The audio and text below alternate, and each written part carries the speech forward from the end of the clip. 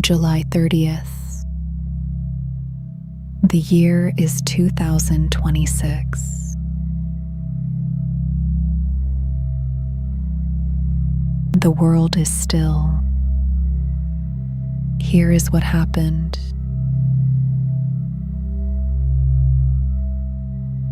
The United States military carried out a large wave of strikes against Iran overnight.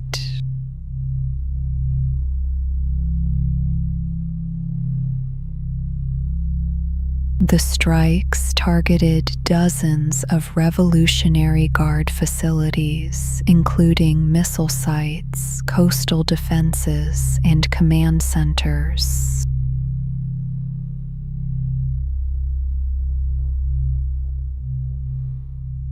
Iran's state media reported 3 people died in one strike on a residential home: a father, a mother, and their 2-year-old child.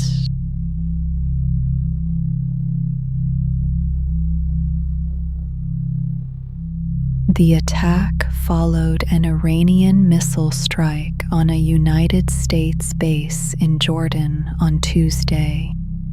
All of those missiles were intercepted.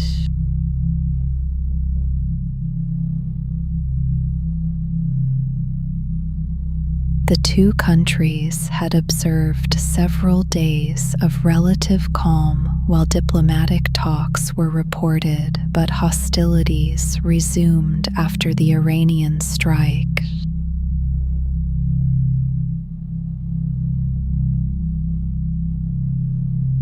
The conflict has now lasted 5 months. The President of the United States had said in February it would last only a few weeks.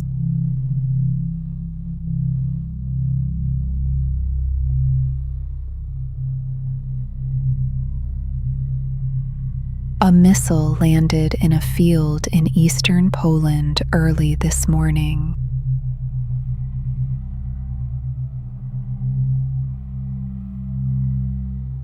It left a crater about 10 meters wide near a small village, roughly 100 kilometers from the Ukrainian border.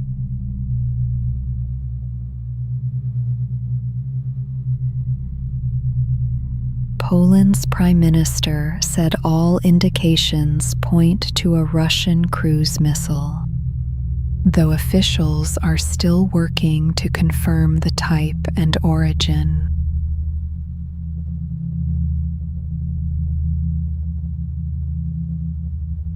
No one was reported hurt, and the incident is being treated as seriously.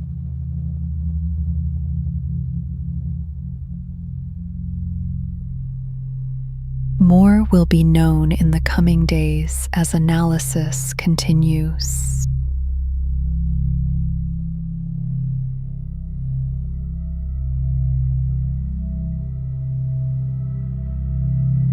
The United States asylum system has seen its approval rate fall to its lowest level in at least 2 decades.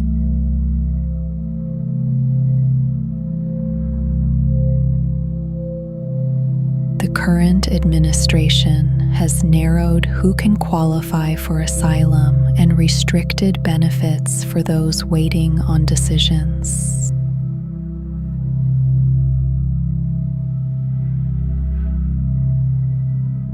A new rule now allows asylum officers to send applications directly to immigration courts, where approvals are far less common.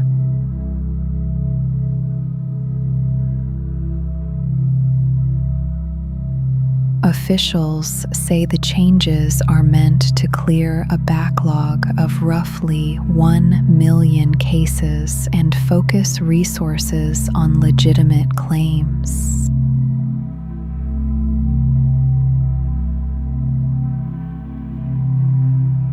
More decisions are expected in the coming months as the rule takes effect immediately.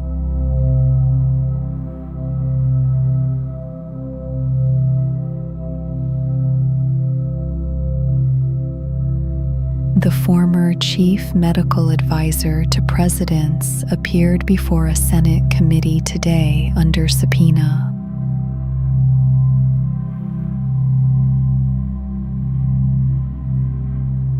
He invoked his Fifth Amendment right more than 100 times, declining to answer questions.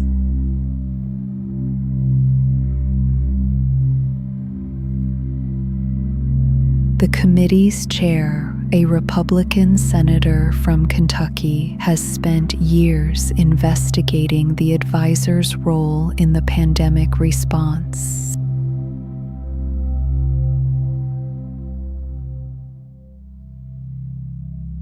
The senator accused him of privately suspecting the virus originated in a Wuhan laboratory while publicly promoting a natural origin theory.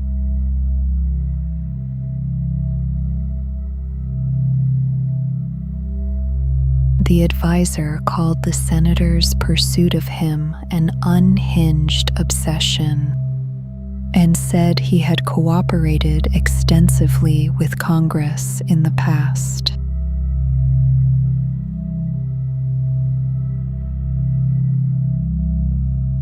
The precise origin of COVID-19 remains unsettled, with government agencies divided and scientists still debating the evidence.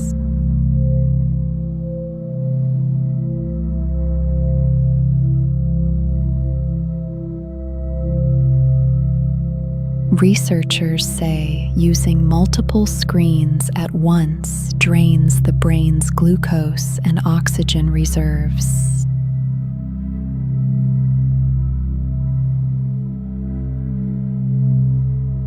The effect builds over time, leading to mental fatigue, foggy thinking, and low energy by afternoon.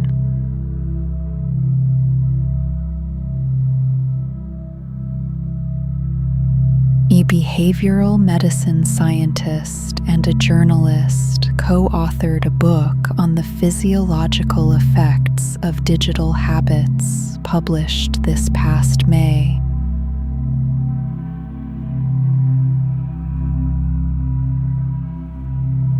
Their central finding: single tasking and taking breaks that involve movement helps restore cognitive capacity.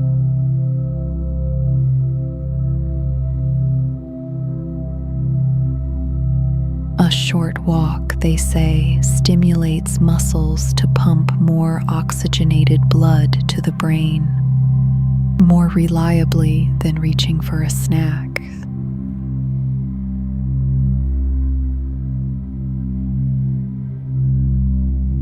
The book also examines information overload, which the authors describe as a compulsion to take in more than the brain can process or store.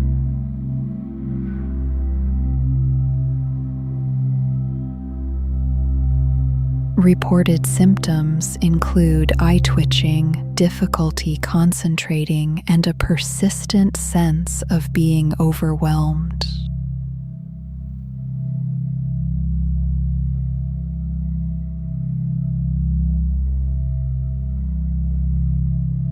The gap in wealth between renters and homeowners has reached a record high.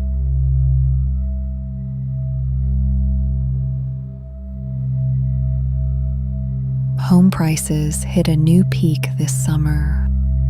The national median rose to about $440,000.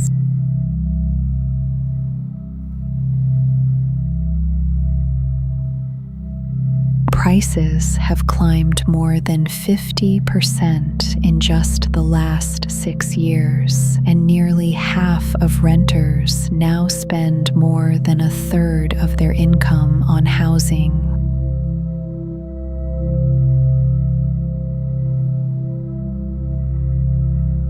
Most middle-class families hold the bulk of their wealth in their homes, and researchers say young adults who cannot buy may face a future with little wealth to speak of.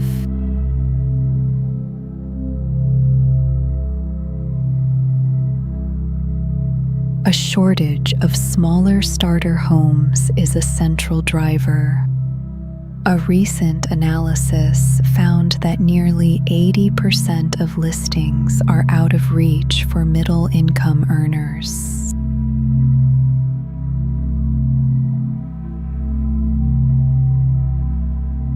More will be known about the long-term effects as this generation ages into what would traditionally have been their home-buying years.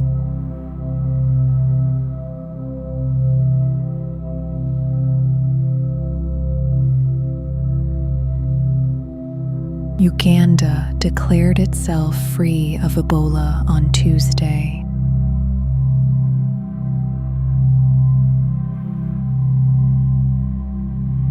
The country recorded 20 cases in total, all linked to the larger outbreak across the border in the Democratic Republic of Congo.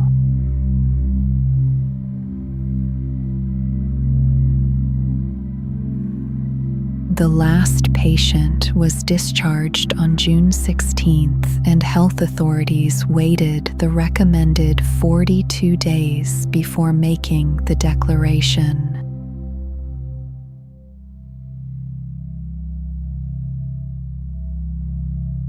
Congo's outbreak continues, with more than 3,200 confirmed cases and over 1,400 deaths.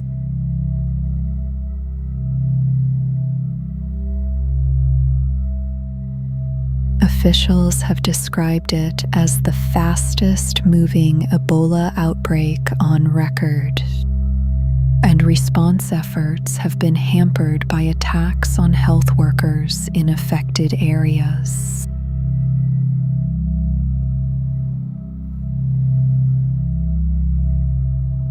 No approved vaccine or treatment exists for the strain responsible.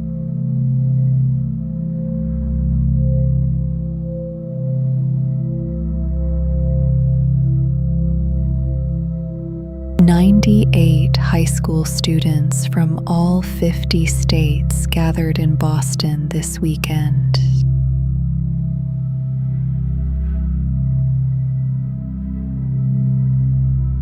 They met at a replica of the United States Senate chamber to draft a national AI policy for schools.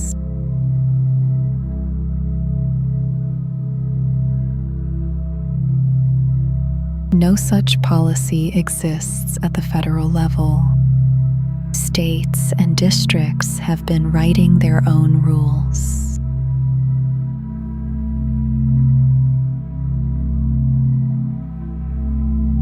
The students debated, negotiated, and voted, and their bill passed 82 to 16.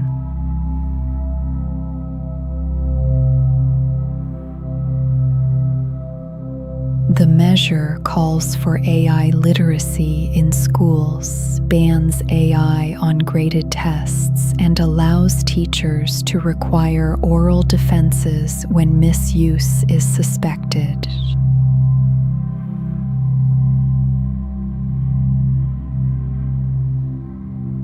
A National School Superintendents Association plans to share the bill with 10,000 school leaders across the country.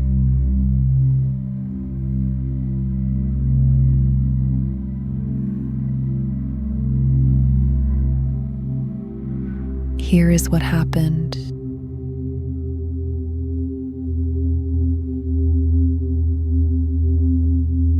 The world is still.